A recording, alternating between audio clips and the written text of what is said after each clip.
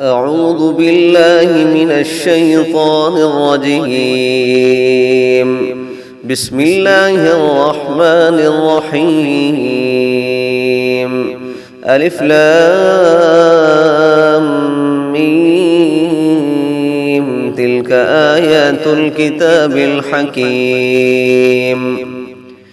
هدى ورحمة للمحسنين الذين يقيمون الصلاة ويؤتون الزكاة وهم بالآخرة هم يوقنون. أولئك على هدى من ربهم وأولئك هم المفلحون. ومن الناس من يشتري لهو الحديث ليضل عن سبيل الله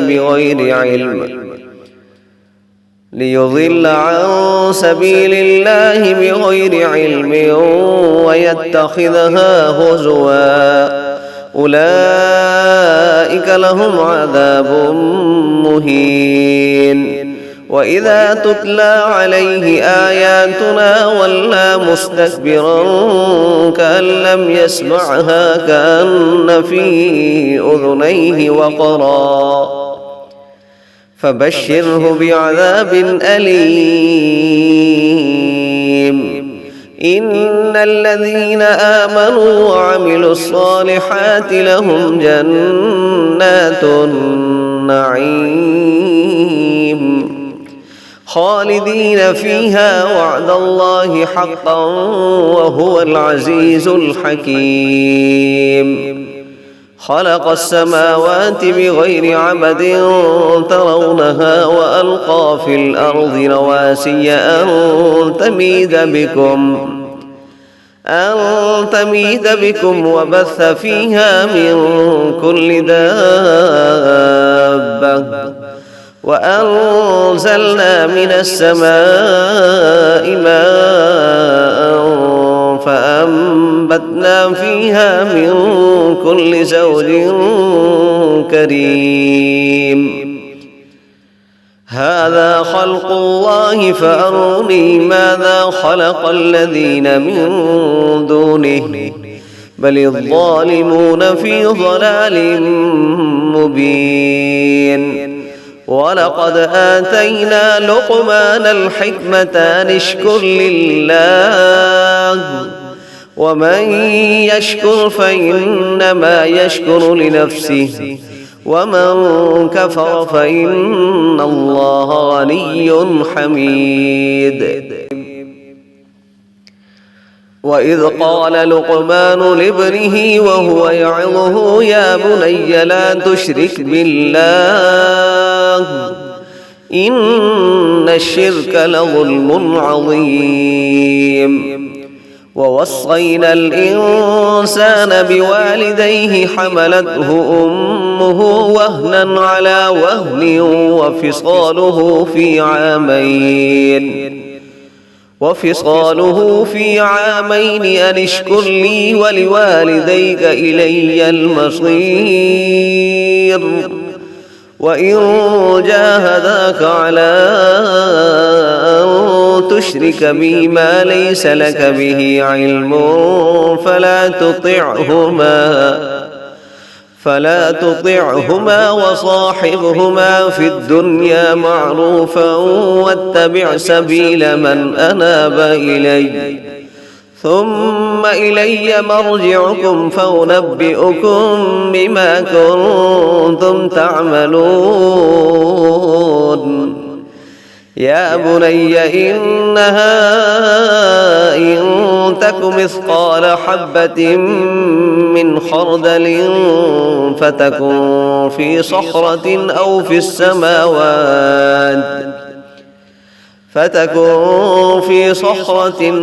السماوات أو في الأرض يأت بها الله إن الله لطيف خبير. يا بني أقم الصلاة وأمر بالمعروف وانه عن المنكر واصبر على ما أصابك إن ذلك من عزم الأمور.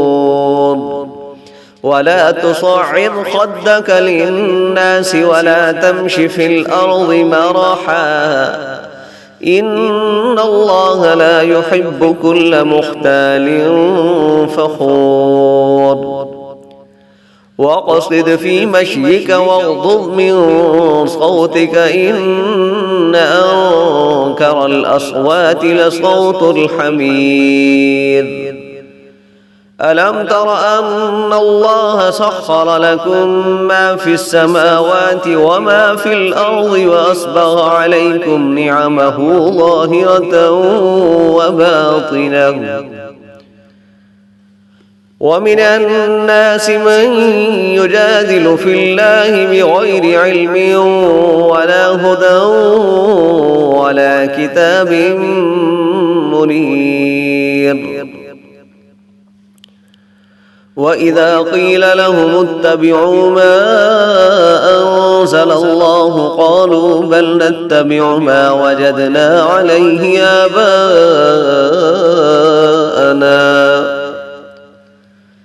أولو كان الشيطان يدعوهم إلى عذاب السعير. ومن يسلم وجهه لله وهو محسن فقد استمسك بالعروة الوثقى وإلى الله عاقبة الأمور. ومن كفر فلا يحزنك كفره إلينا مرجعهم فننبئهم بما عملوا إن الله عليم بذات الصدور. نمتعهم قليلا ثم نضطرهم إلى عذاب غليظ. ولئن سألتهم من خلق السماوات والأرض ليقولن الله قل الحمد لله بل أكثرهم لا يعلمون. لله ما في السماوات والأرض إن الله هو الغني الحميد. ولو أن ما في الأرض من شجرة أقلام والبحر يمده من بعده 7 أبحر ما نفدت كلمات الله إن الله عزيز حكيم. ما خلقكم ولا بعثكم إلا كنفس واحدة إن الله سميع بصير. ألم تر أن الله يولج الليل في النهار ويولج النهار في الليل وسخر الشمس والقمر كل يجري إلى أجل مسمى وأن الله بما تعملون خبير. ذلك بأن الله هو الحق وأن ما يدعون من دونه الباطل وأن الله هو العلي الكبير. ألم تر أن الفلك تجري في البحر بنعمة الله ليريكم من آياته إن في ذلك لآيات لكل صبار شكور. وإذا غشيهم موج كالظلل دعوا الله مخلصين له الدين فلما نجاهم إلى البر فمنهم مقتصد وما يجحد بآياتنا إلا كل ختار كفور. يا أيها الناس اتقوا ربكم واخشوا يوما لا يجزي والد عن ولده ولا مولود هو جاز عن والده شيئا إن وعد الله حق فلا تغرنكم الحياة الدنيا ولا يغرنكم بالله الغرور إن الله عنده علم الساعة وينزل الغيث ويعلم ما في الأرحام وما تدري نفس ماذا تكسب غدا وما تدري نفس بأي أرض تموت إن الله عليم خبير.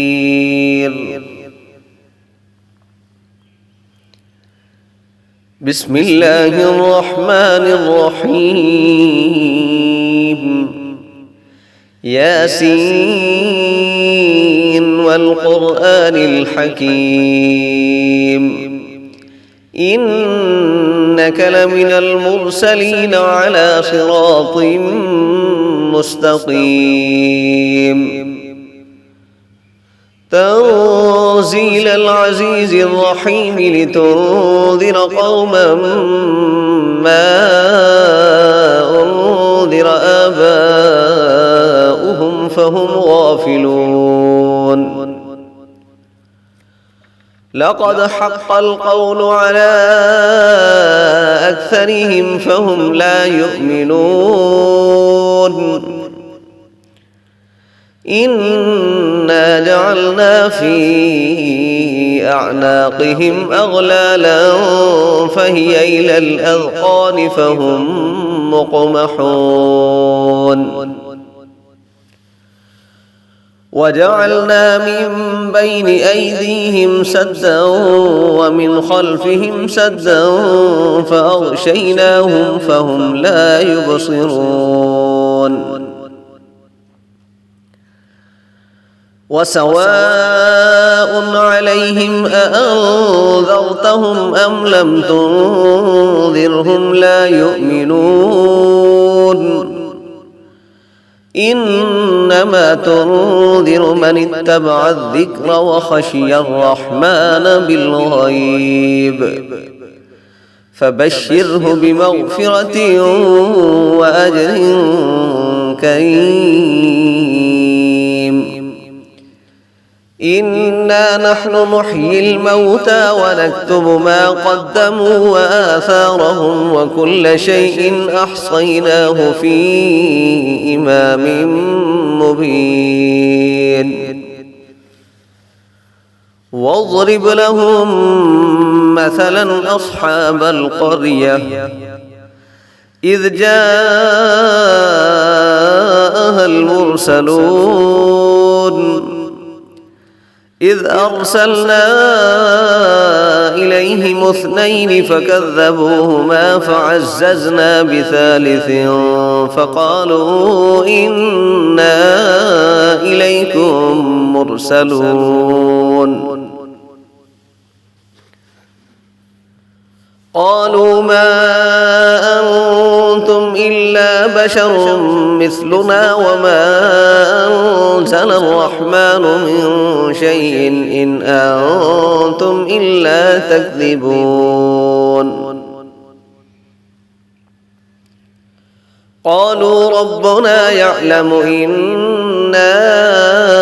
إليكم لمرسلون وما علينا إلا البلاغ المبين قالوا إنا تطيرنا بكم لئن لم تنتهوا لنرجمنكم وليمسنكم منا عذاب أليم قالوا طائركم يعظكم معكم أئن ذكرتم بل أنتم قوم مسرفون وجاء من أقصى المدينة رجل يسعى قال يا قوم اتبعوا المرسلين اتبعوا من لا يسألكم أجرا وهم مهتدون وما لي لا أعبد الذي فطرني وإليه ترجعون أأتخذ من دونه آلهة إن يردني الرحمن بضر لا تغن عني شفاعتهم شيئا ولا ينقذون إني إذا لفي ضلال مبين إني آمنت بربكم فاسمعون قيل ادخل الجنة قال يا ليت قومي يعلمون بما غفر لي ربي وجعلني من المكرمين وما أنزلنا على قومه من بعده من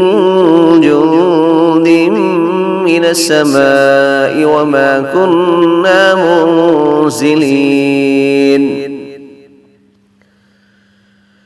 إن كانت إلا صيحة واحدة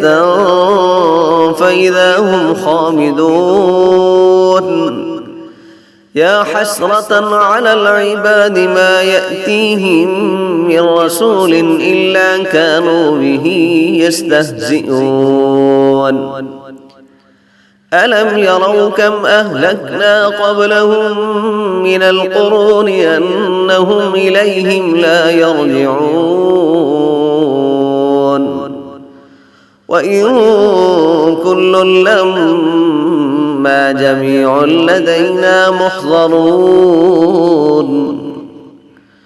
وآية لهم الأرض الميتة أحييناها وأخرجنا منها حبا فمنه يأكلون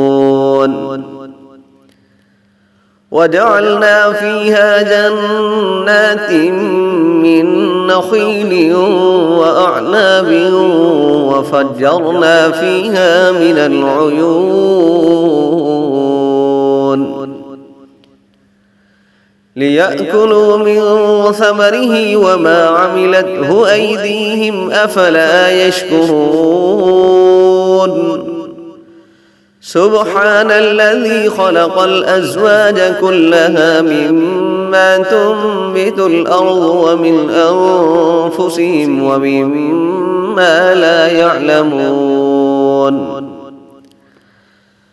وآية لهم الليل نسلخ منه النهار فإذا هم مظلمون والشمس تجري لمستقر لها ذلك تقدير العزيز العليم والقمر قدرناه منازل حتى عاد كالعرجون القديم لا الشمس ينبغي لها أن تدرك القمر ولا الليل سابق النهار وكل في فلك يسبحون وآية لهم أنا حملنا ذريتهم في الفلك المشحون وخلقنا لهم من مثله ما يركبون وإن نشأ نغرقهم فلا صريخ لهم ولا هم ينقذون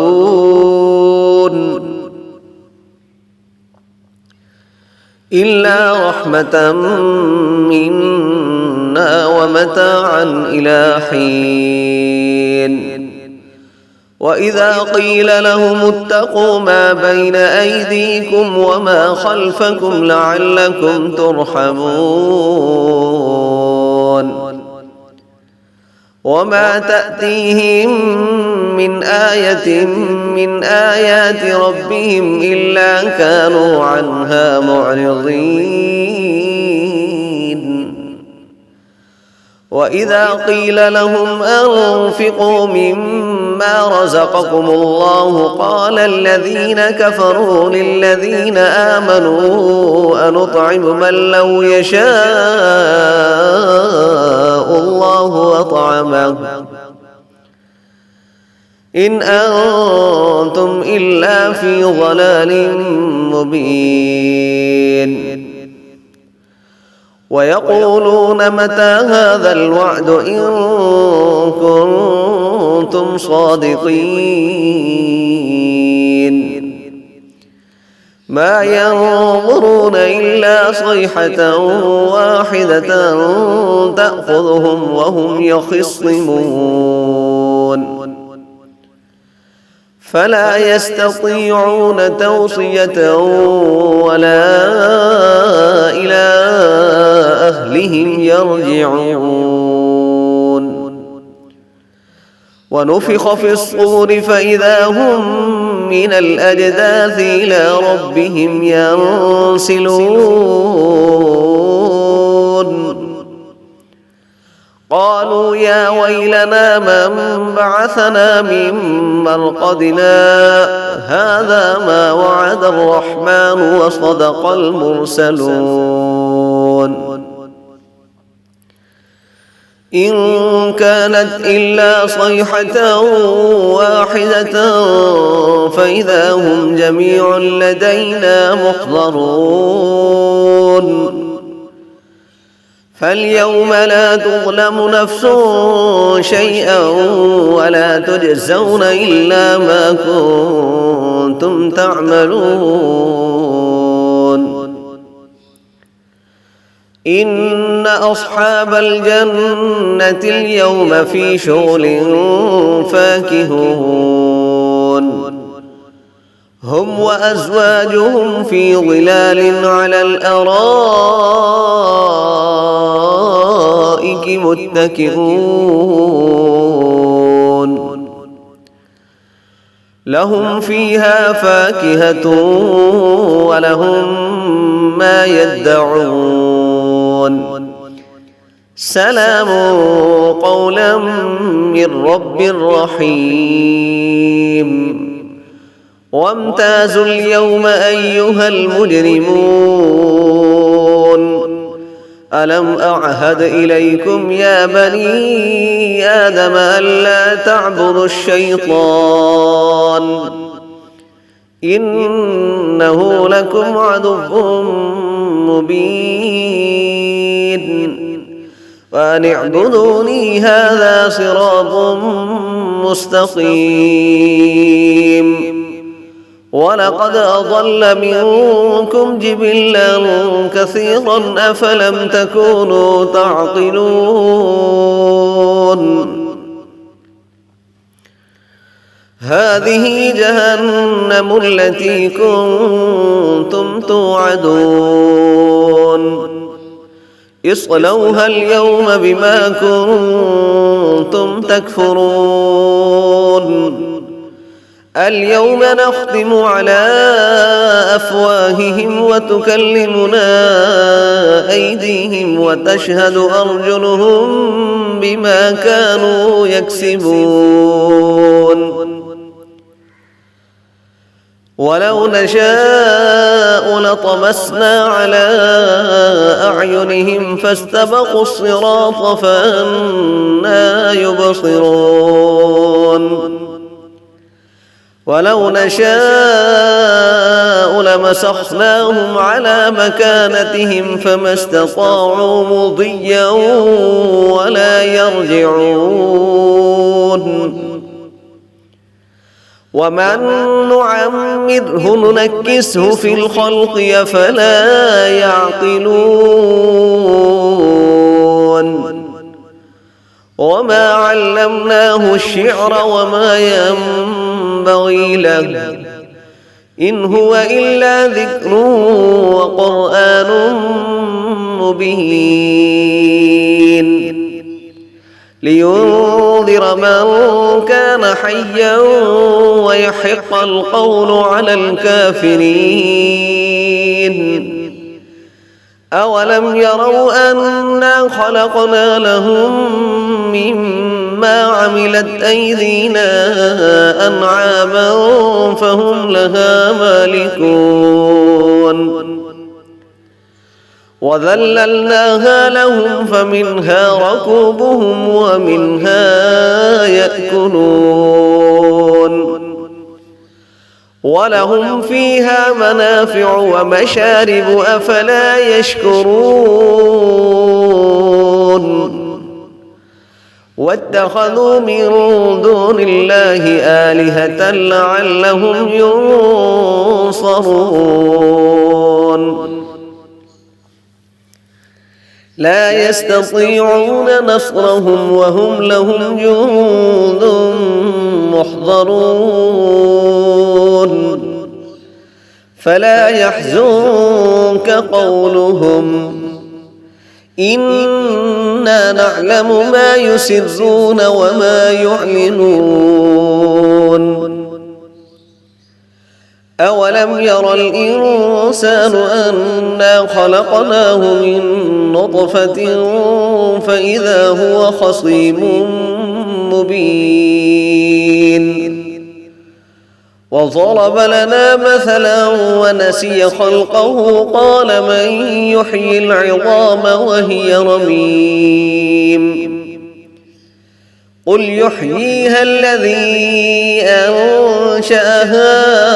أول مرة وهو بكل خلق عليم الذي جعل لكم من الشجر الأخضر نارا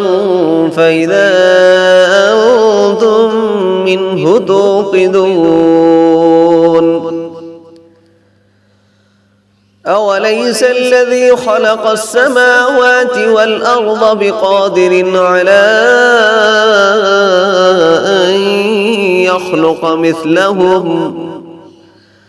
بلى وهو الخلاق العليم إنما أمره إذا أراد شيئا أن يقول له كن فيكون فسبحان الذي بيده ملكوت كل شيء وإليه ترجعون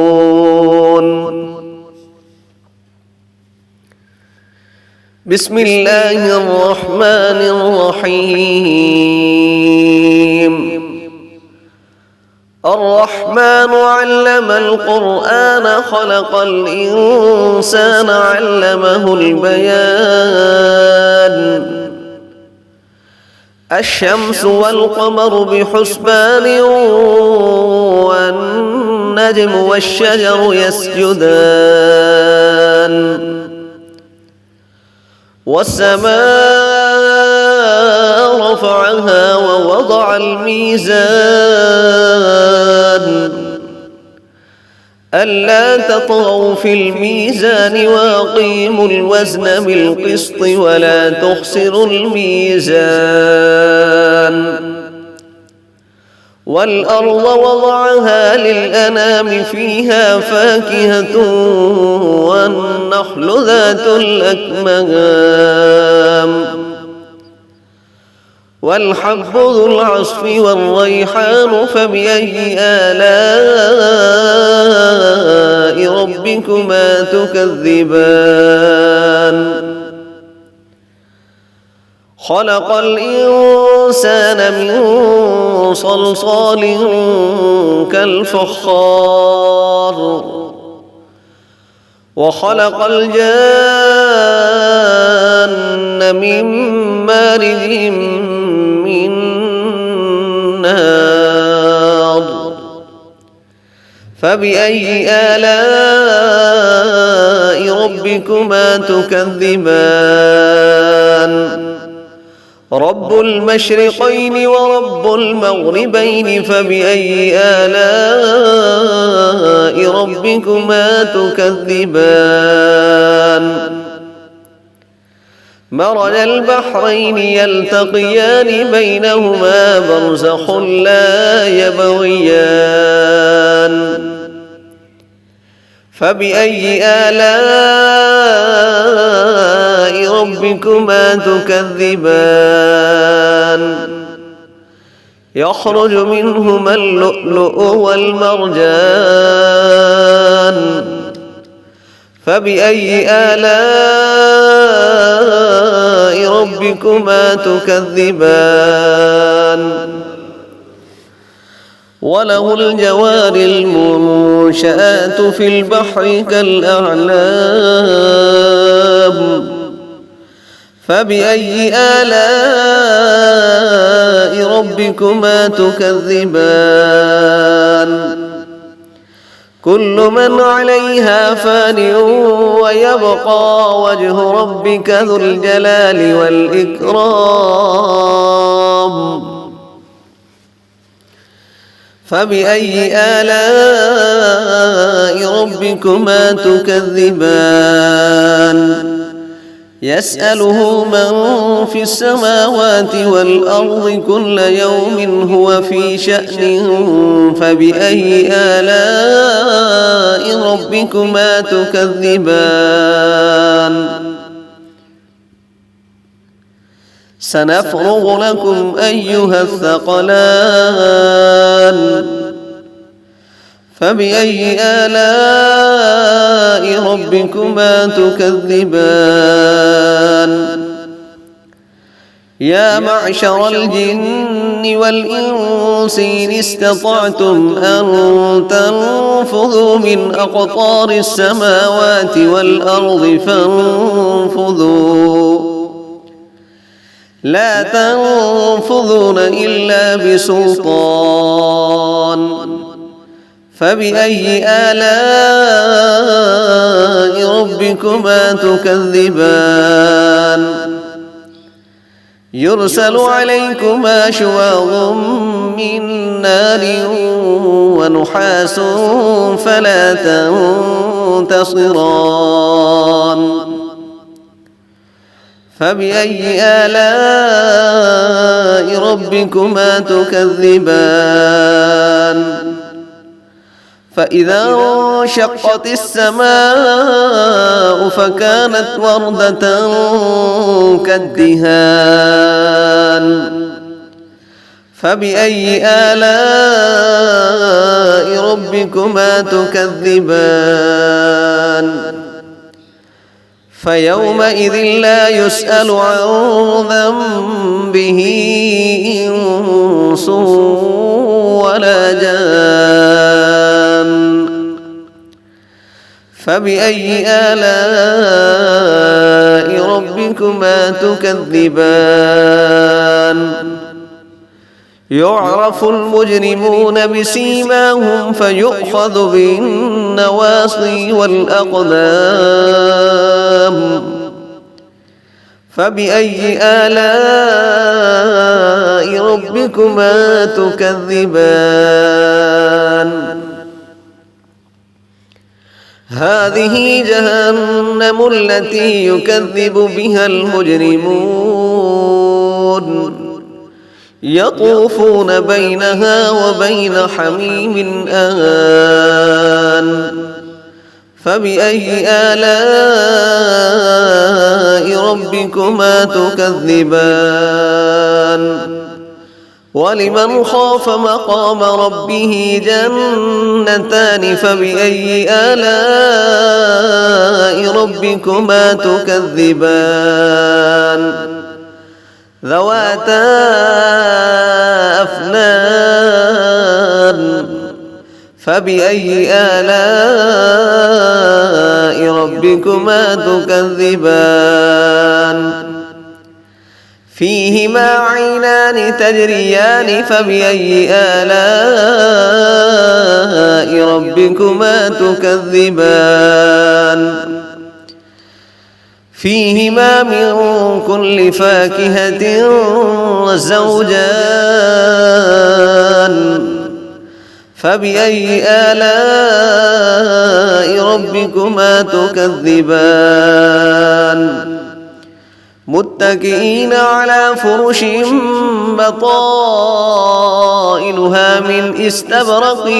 وجنى الجنتين دان فبأي آلاء ربكما تكذبان فيهن قاصرات الطرف لم يطمثهن إنس قبلهم ولا جان فبأي آلاء ربكما تكذبان كأنهن الياقوت والمرجان فبأي آلاء ربكما تكذبان هل جزاء الإحسان إلا الإحسان فبأي آلاء ربكما تكذبان ومن دونهما جنتان فبأي آلاء ربكما تكذبان مدهامتان فبأي آلاء ربكما تكذبان فيهما عينان نضاختان فبأي آلاء ربكما تكذبان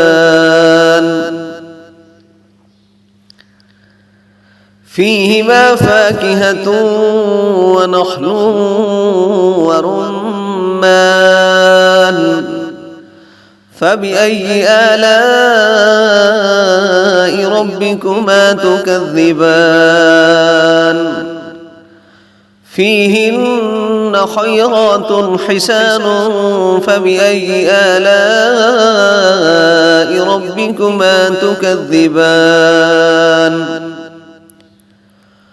حور مقصورات في الخيام فبأي آلاء ربكما تكذبان لم يطمثهن إنس قبلهم ولا جان فبأي آلاء ربكما تكذبان متكئين على رفرف خضر وعبقري حسان فبأي آلاء ربكما تكذبان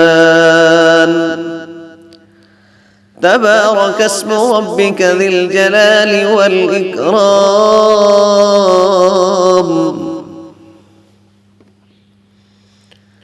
بسم الله الرحمن الرحيم يا أيها المزمل قم الليل إلا قليلا نصفه أو انقص منه قليلا أو زد عليه ورتل القرآن ترتيلا إنا سنلقي عليك قولا ثقيلا إن ناشئة الليل هي أشد وطئا وأقوم قيلا إن لك في النهار سبحا طويلا واذكر اسم ربك وتبتل إليه تبتيلا رب المشرق والمغرب لا إله إلا هو فاتخذه وكيلا واصبر على ما يقولون واهجرهم هجرا جميلا وذرني والمكذبين أولي النعمة ومهلهم قليلا إن لدينا أنكالا وجحيما وطعاما ذا غصة وعذابا أليما يوم ترجف الأرض والجبال وكانت الجبال كثيبا مهيلا إنا أرسلنا إليكم رسولا شاهدا عليكم كما أرسلنا إلى فرعون رسولا فعصى فرعون الرسول فأخذناه أخذا وبيلا فكيف تتقون إن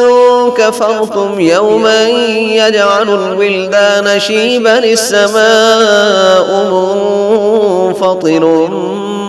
به كان وعده مفعولا إن هذه تذكرة فمن شاء اتخذ إلى ربه سبيلا إن ربك يعلم أنك تقوم أدنى من ثلثي الليل ونصفه وثلثه وطائفة من الذين معك والله يقدر الليل والنهار علم أن لن تحصوه فتاب عليكم فاقرؤوا ما تيسر من القرآن علم أن سيكون منكم مرضى وآخرون يضربون في الأرض يبتغون من فضل الله وآخرون